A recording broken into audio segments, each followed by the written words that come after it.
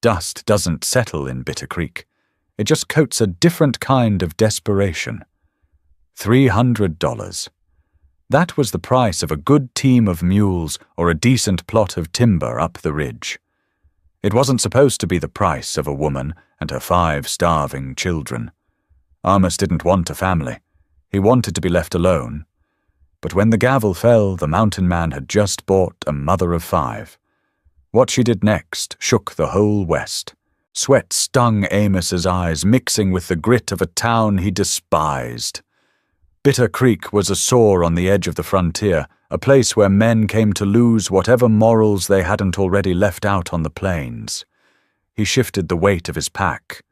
6 months of trapping up in the high country skinning beaver and dodging early blizzards all traded away for coffee salt powder and the heavy leather pouch of gold eagles now pulling at his belt. He intended to walk straight to the livery fetch his pack mule and leave. Shouts from the square dragged his attention toward the mercantile. A crowd had gathered thick and loud smelling of stale whiskey and unwashed wool. Amos tried to ignore it. Trouble in town was town trouble. He was a mountain man. His concerns ended where the tree line began. A child's scream cut through the low rumble of the mob. It wasn't a playful shriek. It was raw, ragged terror. Amos stopped. His jaw tightened under a thick, graying beard. He turned on his heel, his worn boots kicking up small clouds of alkali dust, and pushed his way through the outer ring of onlookers. Men moved aside when they felt the sheer density of him, a broad-shouldered ghost in buckskin and bare fur. In the center of the square stood a wooden loading block. On it was a woman. Her calico dress was faded to the color of dirty dishwater patched at the elbows and hem. Her face was hollowed out by hunger skin pulled tight over high cheekbones, but her eyes were a fierce, burning brown. She stood with her chin raised. Clinging to her skirts were 4 children. A girl of maybe 7 twin boys, no older than 5, and a toddler. In the woman's arms rested a bundle of rags that moved with the faint, jerky motions of an infant. Standing beside the block was Hiram Cobb, the town's primary creditor and saloon keep. Cobb was a man who sweated grease and spoke in ledgers. The late Mr. Miller owed me $300. Cobb announced, his voice carrying over the muttering crowd. Since he saw fit to catch a fever and die before paying his tab, the debt falls to the estate. Cobb gestured lazily toward the woman. This is the estate, gentlemen. Amos watched the woman. She didn't flinch. Her hands gripped her older daughter's shoulder with a white-knuckled intensity. Now. Cobb continued pulling a cigar from his vest. I ain't a cruel man. I've got a buyer for the boys down at the copper mine in Sonora. They're young, but they can fit in the narrow shafts. The girl can work the kitchens at my place. As for the widow, he smiled, a wet, ugly thing. She can work off the rest of the debt upstairs. The crowd chuckled. A few men shifted uncomfortably, but nobody spoke up. The law out here was a piece of paper nailed to a post 300 miles away. Debt was God. Amos felt a cold, familiar knot tighten in his gut. He didn't want this. He had winter preparations to make. He had solitude waiting for him in a cabin built of rough-hewn pine tucked beneath the shadow of a glacier. 6 mouths to feed was a death sentence in the deep snow. Cobb reached out to grab one of the twin boys. The boy wailed, shrinking back. The widow Hannah was her name. Amos thought he heard someone whisper, slapped Cobb's hand away with the speed of a striking viper. "Don't touch him," she hissed. Her voice was raspy, dry as dead leaves. Cobb's face flushed purple. He raised a heavy hand.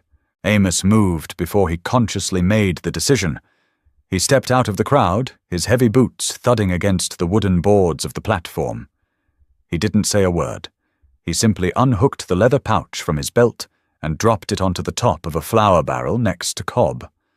The heavy clank of solid gold hitting wood silenced the square. Cobb stared at the pouch, then up at the mountain man. "What's this ridge?" 300. Amos grunted. His voice was like grinding stones rusty from months of disuse. Cobb frowned, his greed warring with his confusion. He untied the strings, peering inside at the gleam of minted eagles.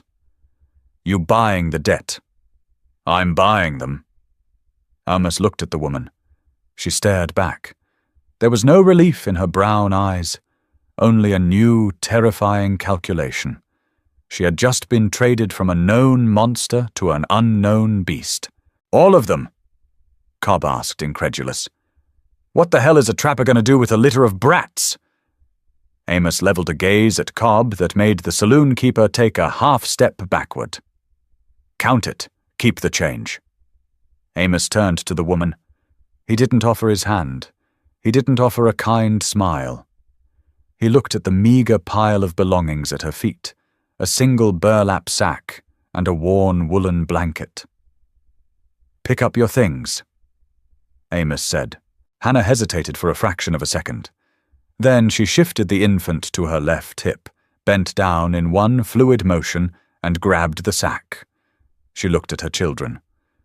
"Walk," she commanded them. Not a plea. An order. Amos stepped down from the block and began to push his way back through the stunned crowd. He didn't look back to see if they were following. He could hear the scuffing of small, bare feet in the dirt and the heavy, measured tread of the mother. He had just spent his entire winter's stake. He had just bought 6 lives. As they cleared the edge of the mob, the reality of the transaction settled over Amos like a suffocating blanket. He was a solitary creature, adapted to silence and brutality.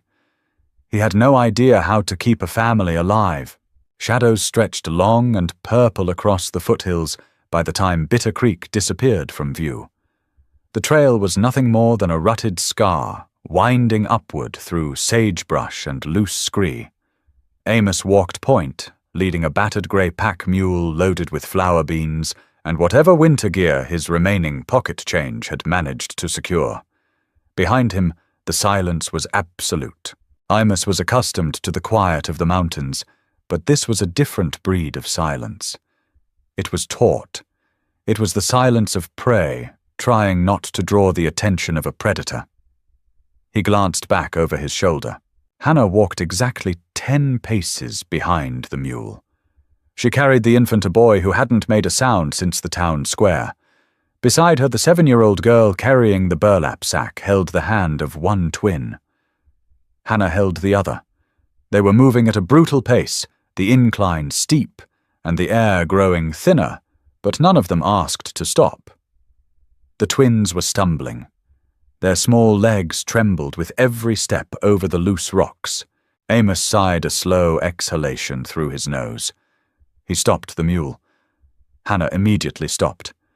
She pulled the children close to her skirts, her eyes locked on Amos's hands, watching for any sudden movements. She was expecting a strike, a yell, a demand. Amos walked back to the group. He didn't look at Hannah. He looked at the twins. "What are their names?" he asked. Hannah swallowed hard. "Levi, Jacob. The girl is Mary. The baby is Seth." Amos reached down. Hannah tensed, shifting her weight to put herself between the massive man and her boys. Amos ignored her defensive posture. He hooked one massive hand under Levi's arm, lifting the boy effortlessly, and deposited him on top of the flour sacks tied to the mule. He did the same with Jacob. The boys clung to the ropes, eyes wide with terror, looking at their mother for instruction. "They ride," Amos said, turning his back on them. "We walk." He clicked his tongue, and the mule lurched forward. Amos didn't wait for a thank you. He didn't want one. As the sun dipped below the jagged peaks, the temperature plummeted. Summer in the lowlands meant nothing up here. The wind carried the biting chill of high-altitude snow. Amos found a sheltered outcropping of granite, surrounded by thick stands of lodgepole pine. It was a dry camp, no running water nearby, but it offered protection from the wind. "Camp," he announced, dropping his pack. He expected the mother to collapse. He expected the children to start wailing from the cold, the hunger, the sheer exhaustion of the forced march. He began unbuckling the cinch on the mule, preparing to do all the work himself. Instead, Hannah moved. She set the infant down in the center of the camp, wrapping him tightly in her single woolen blanket. She looked at Mary. "Gather wood, small dry pieces, nothing thicker than your wrist." Hannah instructed. Her voice was low, calm, entirely devoid of panic. Mary nodded and scrambled into the trees without a word of complaint. Hannah approached the mule. She didn't ask permission. She began unknotting the ropes holding the flour and beans, her hands moving with practiced, efficient speed. Amos watched her from the corner of his eye. Her hands were scarred, the knuckles swollen. These were not the hands of a woman who had spent her life being cared for. These were the hands of a worker. Amos stepped in, taking the heavy sacks from her before she could strain her back. He dropped them by the rock wall. "I can cook," Hannah said, breaking the silence. She stood straight, looking him dead in the eye. "If you provide the rations, I will make the meals. The children will pull their weight. They won't be a burden." It was a business proposition. She was establishing her value. She was letting him know she wasn't a victim to be pitied or a pet to be kept. "There's beans," Amos said shortly. "Salt pork in the wax paper. Water in the canteens. Don't use it all. Next creek is 5 miles up." Hannah nodded once. Within 20 minutes, Mary had returned with a respectable pile of kindling. Hannah had a fire going, a small, smokeless Indian fire, built for heat, not for show. She soaked the beans, diced the salt pork with a small, rusted knife she pulled from her boot, and set an iron pot over the coals. Amos sat cross-legged across the fire from them, methodically cleaning his Henry rifle. He watched them through the flickering orange light. The children huddled close to the flames, their faces dirty and gaunt, but they didn't beg for the food. They waited. Hannah tended the pot, her posture rigid. She kept glancing at him, her eyes darting to the rifle, to his knife, to his hands. She was waiting for the other shoe to drop. She had been bought by a strange man in a lawless land. She was waiting for the price to be exacted. When the food was ready, Hannah portioned it out. She gave the largest scoop to Amos, serving it on a tin plate. She handed it to him without making eye contact. Then she fed the children. Finally, she scraped the bottom of the pot for herself, ending up with little more than broth and a few beans. Amos looked at his overflowing plate. He looked at her near-empty bowl. He didn't say a word. He stood up, walked over to where she sat by the fire, and scraped half of his beans into her bowl. Hannah froze.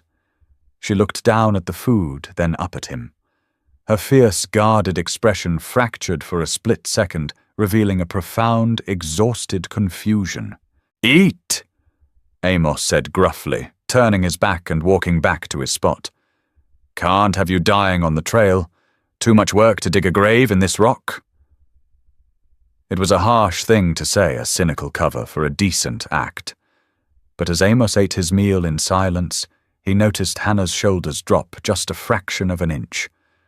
The wind howled through the pines, a lonely, bitter sound, but inside the small circle of firelight, a fragile, unspoken truce had been struck in the dirt of the Wild West. Granite gave way to dense stands of blue spruce and lodgepole pine as they climbed higher into the thin, biting air. 4 days on the trail stripped away whatever polite illusions might have existed between them. Survival out here was math. Miles walked against daylight left. Calories burned against beans consumed. Amos watched Hannah. He watched her boots' thin leather peeling away from the soles bound together with strips of canvas she'd torn from her own petticoat. She walked with a slight limp, now favoring her left leg, but her pace never slackened. When the twins cried from the altitude, their heads pounding, she didn't offer soft words. She handed them water, told them to breathe through their noses, and ordered them to keep moving. She was hard. She had to be. Bitter Creek would have chewed up a soft woman and spit out the bones. On the afternoon of the 5th day, the sky turned the color of bruised iron. The wind died, replaced by a heavy, pregnant stillness that made the hairs on Amos's arms stand up. He pushed the mule faster. "Storm's coming," he grunted, looking back at the ragged line. "Move." They cleared the final ridge just as the first flakes began to fall. They weren't the fat, lazy flakes of a valley snow. These were sharp, crystalline needles, driven horizontal by a sudden, violent downdraft. Through the squall, the silhouette of Amos's cabin emerged. It was a brutalist structure of notched logs chinked with mud and horsehair tucked against a sheer rock face that protected its northern flank. A heavy stone chimney anchored one end. It wasn't built for comfort. It was built to withstand the crushing weight of 20 feet of snow. Amos unlatched the heavy timber door and pushed it open. The air inside was stale, smelling of cold ash, cured leather, and old trapping bait. It was a bachelor's den, dark and utilitarian. A single bed built into the wall, a cast-iron stove, a rough-hewn table, and walls hung with traps and stretched pelts. He stepped aside. Hannah paused at the threshold. She pulled her worn blanket tighter around the infant, her eyes scanning the dim interior. She was calculating again. Measuring the space, identifying the corners, judging the man by the room he kept. She stepped inside. Mary followed, dragging the twins by the hands. The children huddled together in the center of the dirt floor, shivering their eyes wide as they took in the dead, cold room. Firewood stacked against the far wall. Amos said, stepping past them to unload the mule before it froze to death in the yard. "Matches are in the tin on the table." When he returned 10 minutes later, dragging the heavy sacks of flour and beans the cabin had changed, the stove was roaring, radiating a fierce metallic heat. But that wasn't the shift. The shift was in the air. Hannah had stripped the dusty canvas tarp from the bed and was shaking it out. She had ordered Mary to sweep the packed dirt floor with a pine bough. The children's meager belongings were neatly stacked in the corner furthest from the door, a designated perimeter. She was claiming the space. Not through ownership, but through labor. Amos dropped the sacks with a heavy thud. "That's my bed." Hannah didn't flinch. She folded the canvas into a tight square and placed it on the mattress of dry pine needles. "The children need to be off the floor. The damp will settle in their lungs." She turned to face him. "I'll sleep on the floor with them, but they need the mattress." It wasn't a request. It was a statement of biological necessity. Amos stared at her. Her face was smudged with soot, her lips cracked and bleeding from the wind. She looked terrifyingly fragile, yet immovably stubborn. He could easily force the issue. He was twice her size. It was his cabin, his rules. He walked over to the corner, grabbed a thick stack of cured buffalo robes he traded from the Ute last spring, and threw them onto the dirt floor near the stove. "I sleep by the fire," Amos rumbled, turning away from her stunned expression. "Keeps my joints from locking up. Put the brats in the bed." He didn't wait to see her reaction. He took his rifle and a rag and sat at the table, beginning the meticulous process of oiling the barrel. For the next 3 days, the storm battered the cabin. The wind screamed through the valley, piling snowdrifts as high as the windows. Inside, a tight claustrophobic choreography developed. 6 bodies in a space meant for one required a silent dance to avoid collisions. Amos expected chaos. He expected whining. Instead, he got industry. Hannah ran the cabin like a general. Mary was tasked with keeping the woodbox full from the indoor stack. The twins were given scraps of leather to polish with ash, a pointless task designed purely to keep them occupied and quiet. Hannah herself mended. She took Amos's torn winter coat, a heavy canvas duster he had meant to patch for 2 years, and fixed it with small, brutally efficient stitches. She was paying her rent, working off the $300 day by day, stitch by stitch. Amos found himself watching her hands in the firelight. They never stopped moving. Even when she sat staring into the flames, her fingers were busy twisting scraps of string or smoothing the baby's fine hair. He realized with a slow, creeping discomfort that he had brought a wild thing into his home. Not wild like a wolf, but wild like a river, constant, relentless, and impossible to tame. Frost crept up the single glass pane of the cabin window, growing thicker with each passing week. December hit the high country like a hammer. The world outside the heavy timber door ceased to exist, replaced by a blinding, howling expanse of white. Inside the routine was ground into the dirt floor. Amos hunted when the weather broke, bringing back stringy hair or the occasional ptarmigan. Hannah cooked, cleaned, and stretched the rations with a terrifying ingenuity. Pine nuts were ground into flour. Bone marrow was boiled into broth until the water ran clear. They spoke only when necessary. More wood. Salt is low. Snow's drifted over the chimney I'm going up. It was a survival pact, stripped of all pleasantries. Yet beneath the icy silence a strange rhythm had formed. Amos no longer felt the urge to leave. When he was out checking his trap lines, dragging his snowshoes through powder that reached his thighs, he found himself thinking of the heat of the stove.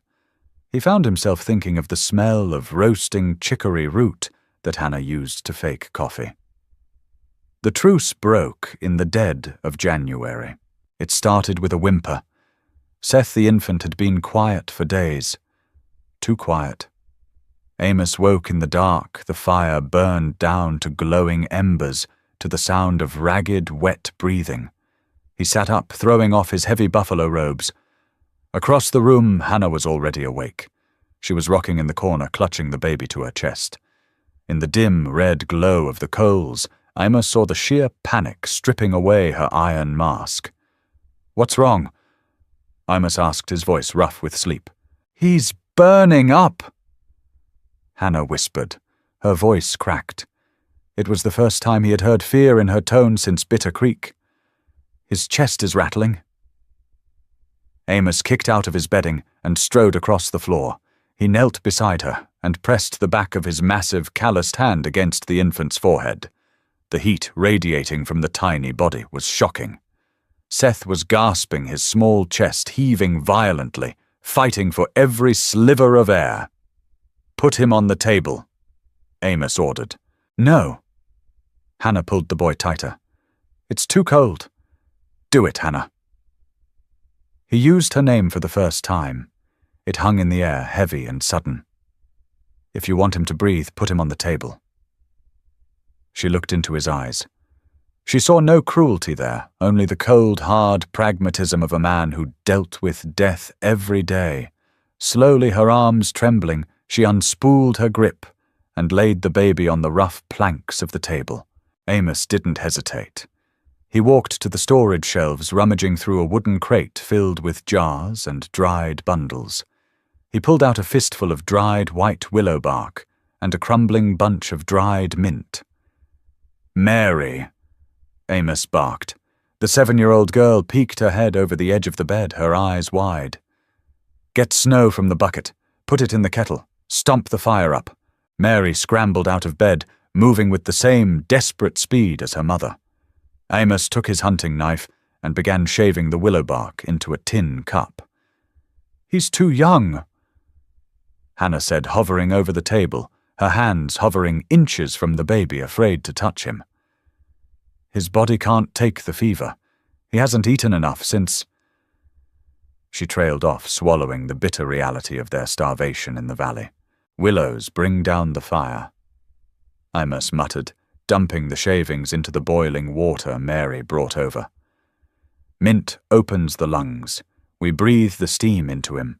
For the next 10 hours, the cabin became an infirmary.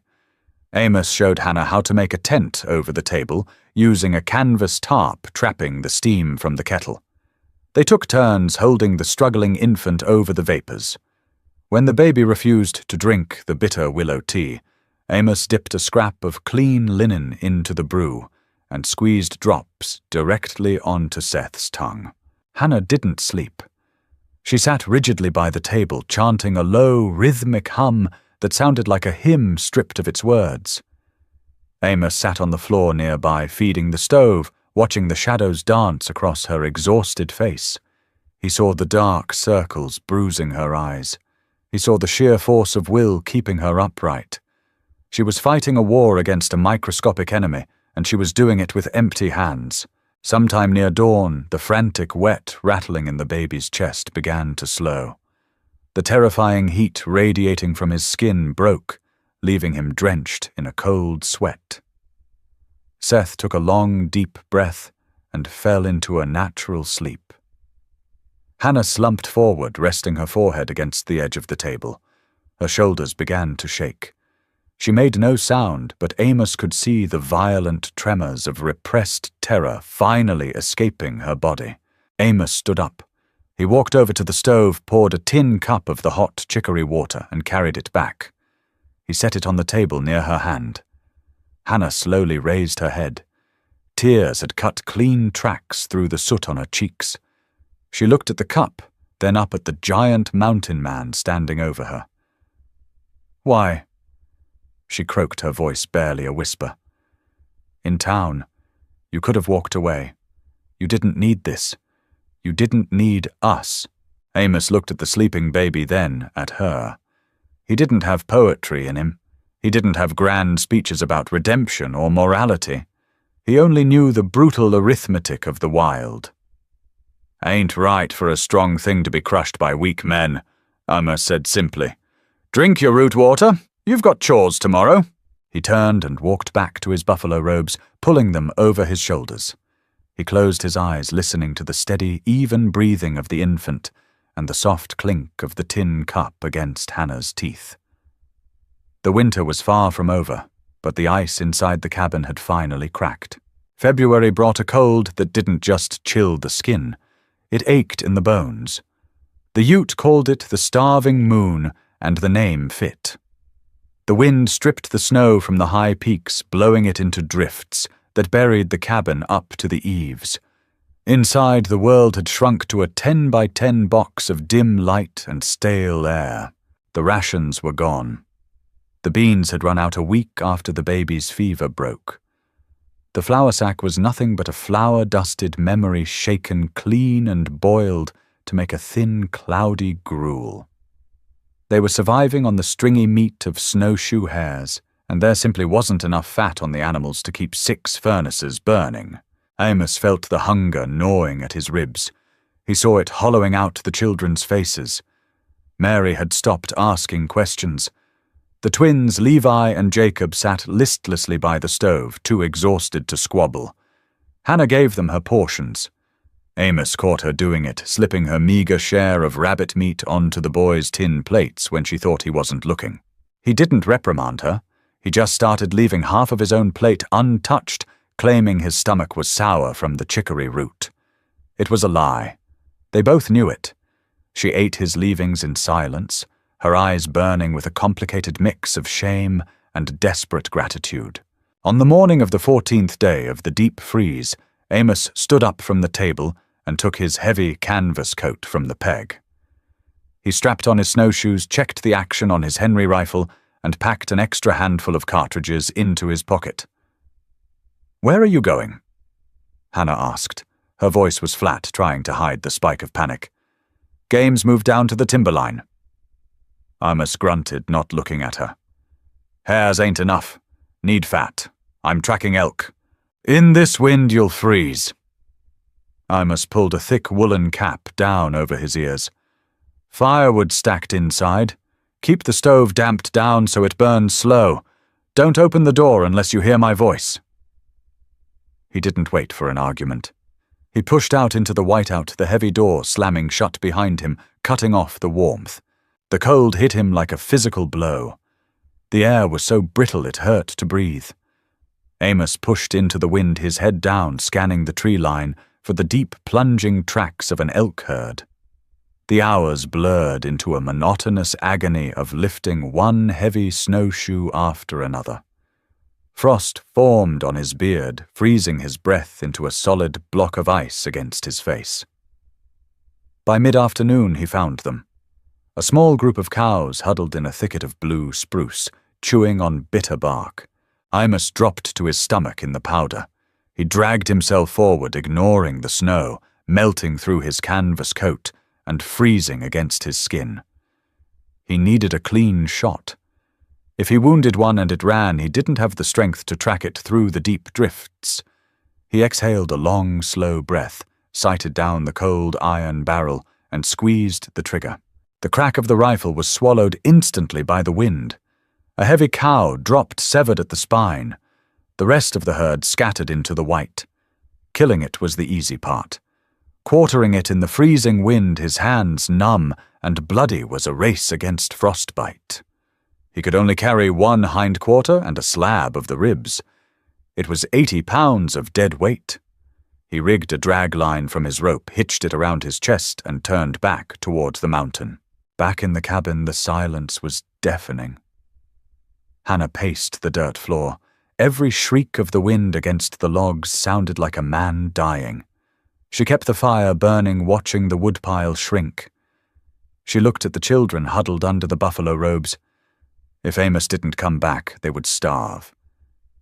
But as the hours dragged into darkness, the realization hit her with a strange, sickening weight. Her fear wasn't just about the food. She pictured the massive, silent man lying in the snow, his grey eyes staring blankly at the sky.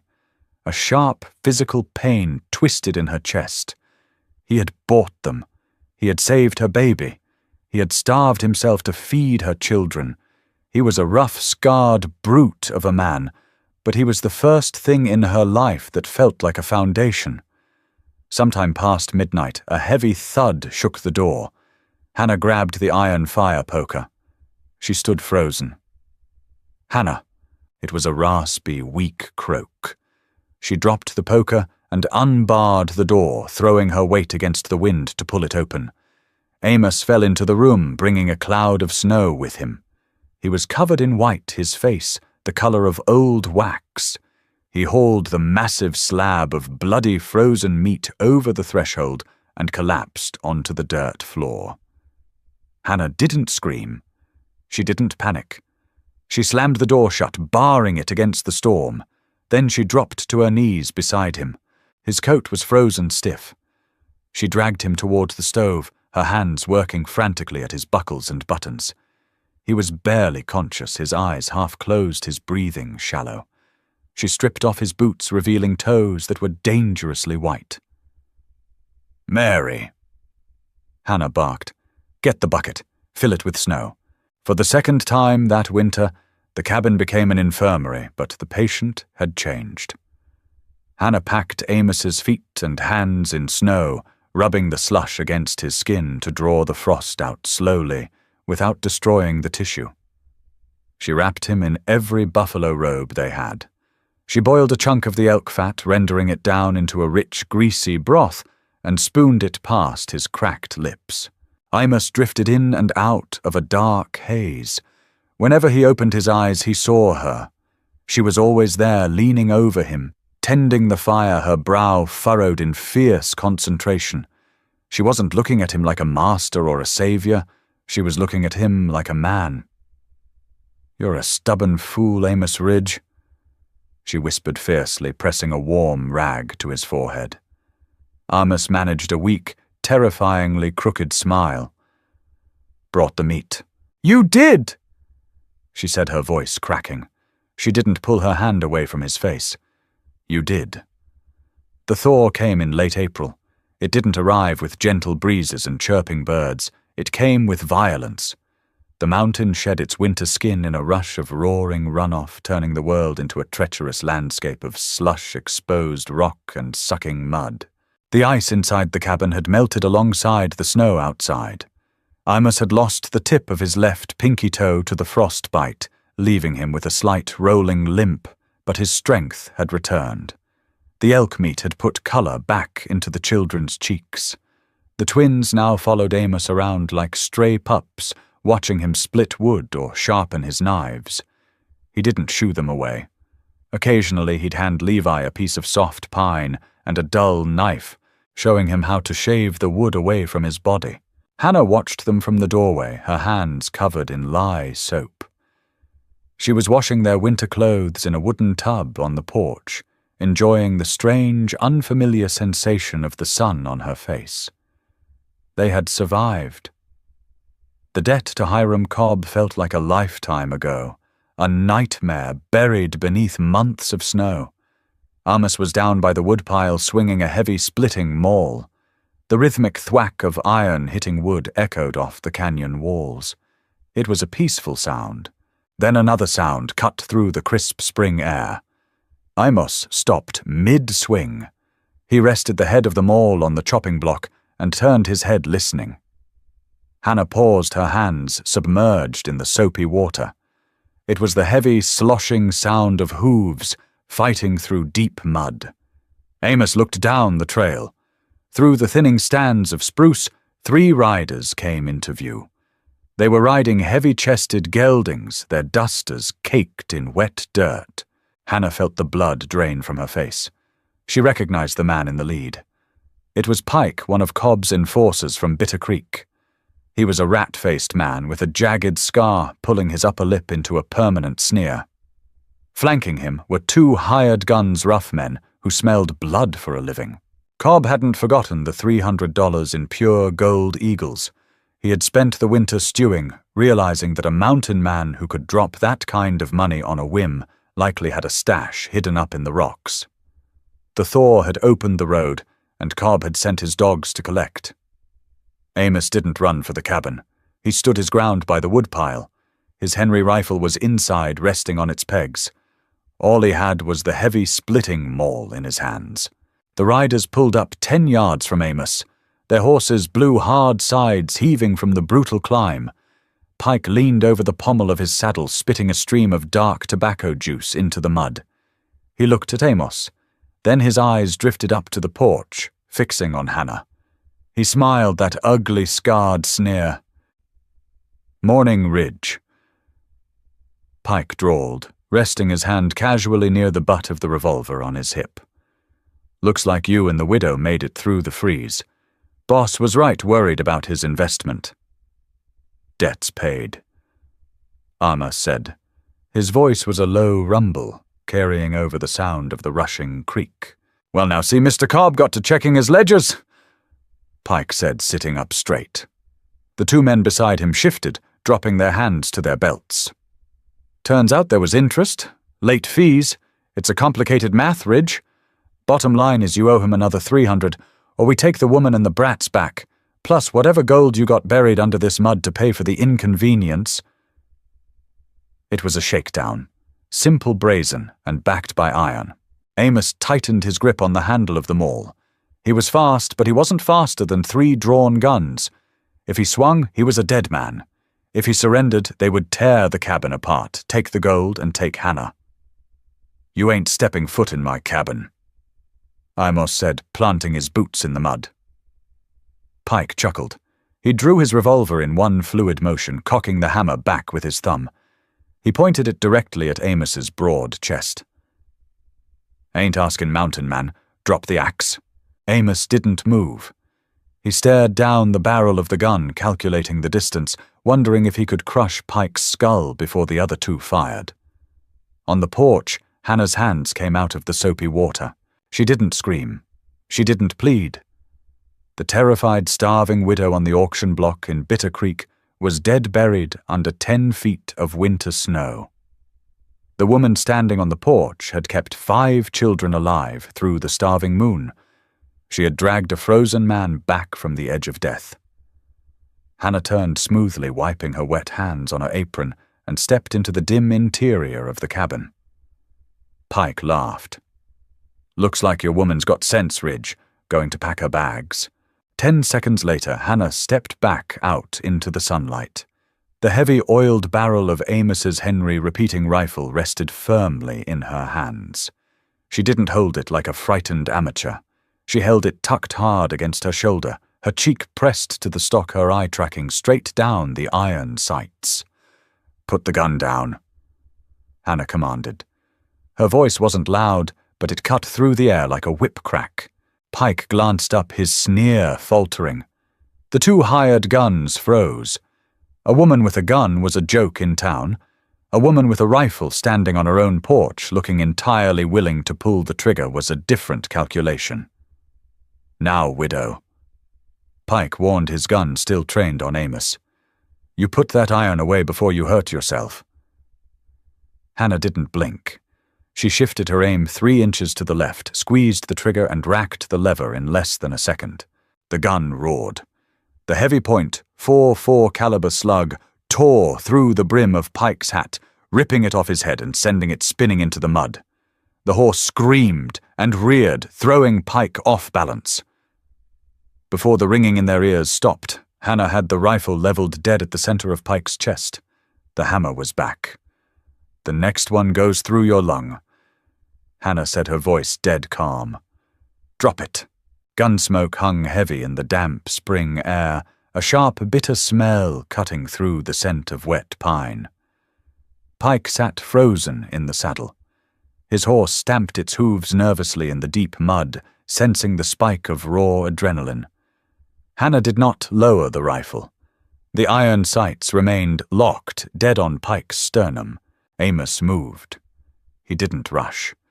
He walked with heavy, deliberate steps through the muck, closing the 10 yards between the woodpile and the horses. Pike's hired guns kept their hands strictly away from their belts, their eyes darting between the massive mountain man approaching them and the woman with the smoking Henry. Amos reached Pike's horse. He reached up, grabbed the barrel of Pike's drawn revolver, and twisted it sharply backward. The hammer bit into the webbing of Pike's thumb. Pike yelped, his grip failing, and the gun tumbled into Amos's massive hand. Amos didn't say a word. He cracked the cylinder, dumped the cartridges into the mud, and threw the empty revolver into the rushing creek 50 yards away. He repeated the process with the other 2 men, disarming them with a terrifying, methodical efficiency. Turn them around. Amos finally grunted, stepping back. Pike spat blood from a bitten lip. His eyes burned with a venomous, humiliated fury. Cobb ain't gonna let this go, Ridge. You know he ain't. Tell Cobb he sends men up this mountain again. I won't shoot the hats off them. Hannah called out from the porch. Her voice was steady, carrying an absolute certainty that chilled the blood. I'll bury them under the woodpile. Now ride. Pike glared at her, then yanked his reins hard. The 3 men spurred their exhausted horses back down the treacherous, muddy trail, their coats snapping in the wind. Amos stood in the yard watching until they disappeared around the lower bend. He listened until the sound of the hooves faded completely into the roar of the runoff. Only then did he turn back to the cabin. Hannah had lowered the rifle. The barrel rested against the wooden floorboards of the porch. She was staring at her own hands. They were shaking violently. The iron resolve that had held her steady was fracturing, leaving behind the terrifying realization of what she had just done. She had fired a gun at a man. Amos walked up the steps. He didn't take the rifle from her. He stopped in front of her, his broad chest blocking the sun, casting a long shadow over her trembling frame. He reached out. His hands were rough, covered in calluses and scars, the knuckles permanently swollen from years of hard labor. He wrapped his massive hands over hers, covering her white knuckles where she gripped the gun stock.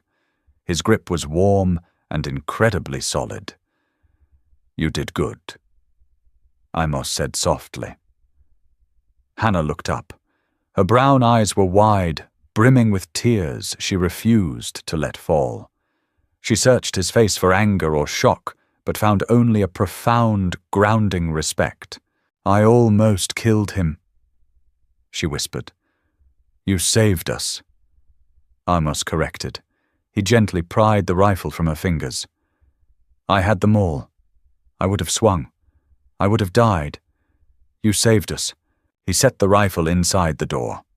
When he turned back, Hannah stepped forward and buried her face against his canvas coat. She didn't cry aloud. Her shoulders just heaved as the last of the winter's tension broke. Amos stood entirely still for a moment, unaccustomed to the weight of another human being seeking comfort from him. Then slowly he raised his arms and wrapped them around her, anchoring her in the aftermath of the storm. Spring blossomed into a brief, brilliant summer. The dynamics of the cabin fundamentally shifted. They were no longer captives of the cold, bound by a grim survival pact. They were building a life. Amos spent his mornings checking a shortened trap line, bringing back beaver pelts and fresh game. But his afternoons were spent differently. He began carving. He took down a massive, straight-grained cedar and spent weeks shaping it with an adze and a draw knife. He didn't tell Hannah what he was making. Hannah found a patch of level ground near the creek that received full afternoon sun. She cleared the rocks, turning the dark, loamy soil with a rusted spade she found in the shed. From the depths of her burlap sack, she produced a small, canvas-wrapped bundle she had guarded with her life seeds. Turnips, potatoes, and hardy bush beans. She planted them with Mary and the twins, turning the labor into a game. One evening in late June, as the sky turned the color of bruised plums, Amos hauled his finished cedar project onto the porch. It was a cradle. The wood was sanded smooth, the joints tight, and pegged without a single iron nail. He had lined the bottom with the softest, thickest rabbit pelts he had collected. He set it down near the wash basin where Hannah was wringing out shirts. She stopped. The soapy water dripped from her raw hands as she stared at the cradle. It was a piece of craftsmanship born of pure, unspoken affection. For the boy. Amos grunted, looking out toward the tree line, suddenly finding the pines fascinating. He's getting too big for the basket. Hannah walked over to the cradle. She ran her fingers along the smooth, curved hood. She walked over to Amos, stood on her tiptoes, and pressed a kiss against his scarred, bearded cheek. "Thank you, Amos," she murmured. It was the first time she had touched him purely out of tenderness. The mountain man closed his eyes, the roar of the creek fading to a dull hum, replaced entirely by the warmth of her breath against his skin. August brought a dry, baking heat that turned the valley floor into an anvil. The cabin's supplies were dwindling again. They had meat, and Hannah's garden was yielding modest roots, but they lacked necessities. They needed salt, coffee, heavy canvas for winter coats and boots for the children. They needed a milk cow, if Seth was to grow strong. Amos still had a handful of gold eagles stashed beneath a loose floorboard. It was time to go down. The journey to Bitter Creek took 2 days. It was a stark contrast to their brutal ascent. They walked with purpose. Amos led the grey mule, its panniers loaded with cured beaver pelts to trade. Hannah walked beside him, her head held high. The children, tanned and robust from the mountain sun, bounded ahead on the trail, chasing grasshoppers. They hit the edge of town just past noon. Bitter Creek hadn't changed.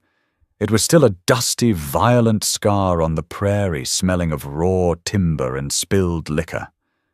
But the people walking the boardwalk stopped and stared as the family came down the main thoroughfare.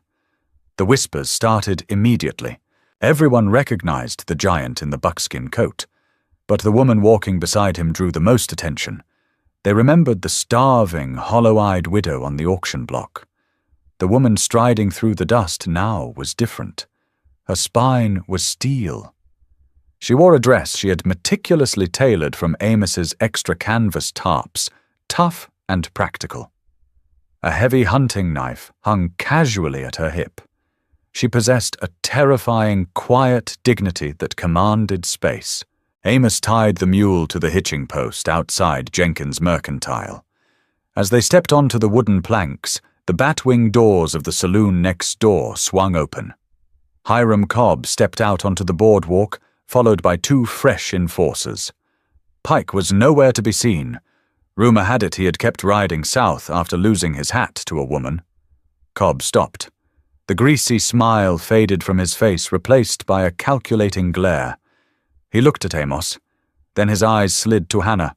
"Well, well," Cobb said loudly, ensuring the gathering crowd in the street could hear. "Looks like the mountain man finally brought my property back." The street went dead silent. Men stopped loading wagons. Women pulled their skirts back and stepped into doorways.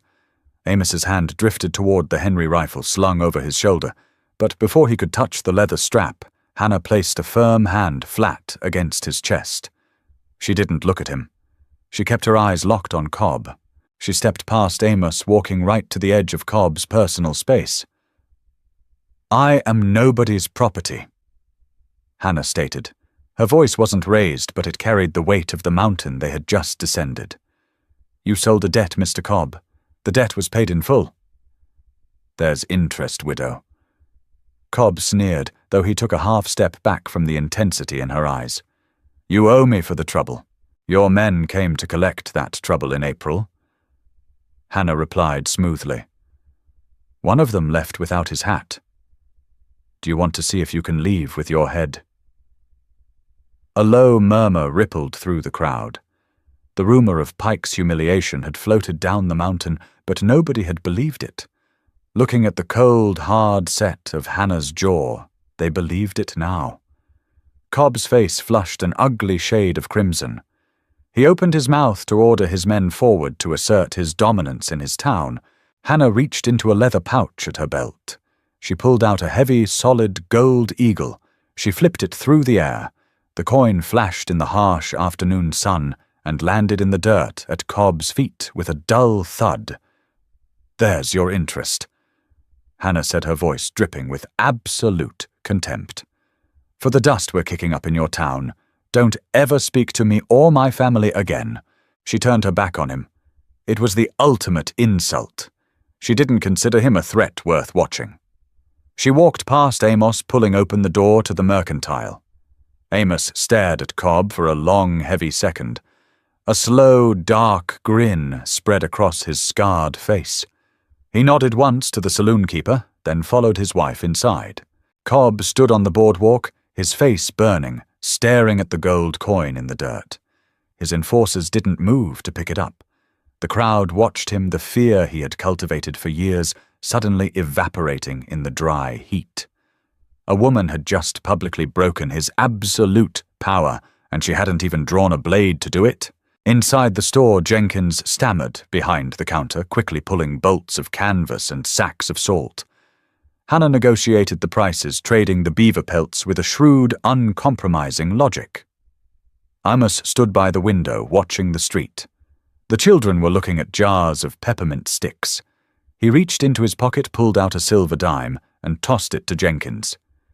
"Give them the candy," Amos said. He looked at Hannah. She was inspecting the stitching on a pair of leather boots for Mary. She was fierce, brilliant, and entirely whole. He had bought a mother of 5 out of pity, expecting to dig graves in the snow. Instead, she had rebuilt him, defended his home, and just brought a corrupt town to its knees. Hannah caught him staring. She offered a small, private smile that never reached the crowds outside. She walked over, slipping her hand into his. "We need to look at the milk cows at the livery," she said softly. "Then we go home." "Yes, ma'am," Amos rumbled, squeezing her hand. They loaded the mule and walked back up the trail towards the timberline. They left Bitter Creek behind forever, not as refugees fleeing a storm, but as the absolute masters of their own frontier. They had shaken the West not with bullets, but with an unbreakable will to survive. Autumn bled into the high country like a slow-moving fire. Aspen leaves turned a blinding metallic gold, shivering in the crisp crosswinds that warned of another winter. This time, however, the changing of the seasons carried no scent of desperation. It only brought the satisfaction of preparation. Getting a pregnant Jersey cow up the steep rutted trail had taken 3 grueling days. Amos ended up carrying the beast's front weight over the worst of the scree, bracing his boots into the loose rock, while Hannah guided the halter. They named the cow Maud. She now occupied a sturdy lean-to Amos had built against the southern wall of the cabin, her low, rhythmic chewing providing a steady baseline to the homestead's daily noises. Survival had transitioned into living. Mary, now 8, handled the Henry rifle with a terrifying, blank-faced competence. Amos had cut down the stock of a salvaged Winchester for her, teaching her to shoot off a dead rest. She didn't flinch at the recoil. She was Hannah's daughter through and through, possessing a quiet, observant nature that noticed when the wind shifted or when the mule's ears pinned back. Levi and Jacob spent their days dragging dry timber from the deadfall, their small bodies growing thick and corded with muscle. They were mountain boys now. The hollow, haunted look they wore in Bitter Creek was entirely gone, replaced by the sunburned, dirt-smudged arrogance of children who knew every hiding spot in a 3-mile radius. Seth, no longer a fragile infant, burning with fever, pulled himself up on the edge of his cedar cradle, his thick legs testing their weight. Amos watched all of this from the chopping block. He rested his hands on the handle of his splitting maul, a familiar posture, but the man inside the heavy canvas coat had fundamentally changed.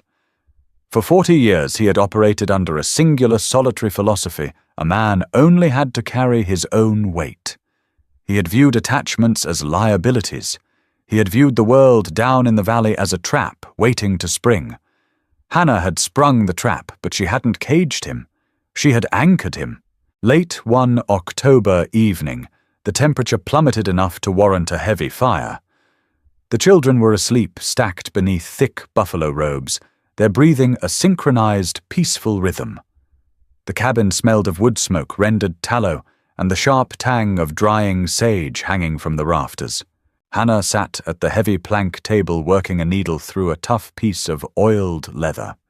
She was making winter moccasins for the twins, pushing an iron awl through the hide with practiced rhythmic force. Amos walked over from the stove. He didn't sit in his usual chair opposite her. He pulled up a wooden stool and sat directly beside her. Hannah paused her work. She looked at him, her brown eyes catching the orange flicker of the firelight. The lines around her mouth had softened over the summer. The brutal edge of constant vigilance had dulled, revealing a face that was strikingly deeply handsome. Amos reached into the pocket of his vest. His massive, scarred hand emerged, holding a small, dull circle of metal. He set it gently on the leather hide in front of her. Hannah set down her awl. She picked up the circle. It was heavy. It was a silver dollar, but the face of Liberty and the eagle had been entirely hammered out. The edges were smoothed, folded inward, and polished until the metal gleamed with a dull, practical shine. It wasn't a jeweler's ring. It was a mountain man's ring forged on an anvil with a ball-peen hammer and infinite patience. "I ain't a man of words, Hannah," Amos said. His voice was a low rumble, barely louder than the crackling pine knots in the stove.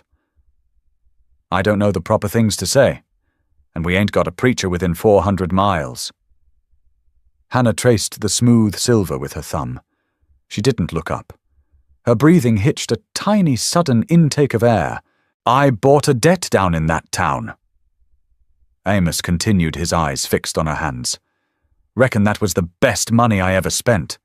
But I don't want you here 'cause of a ledger. I don't want you working off a price.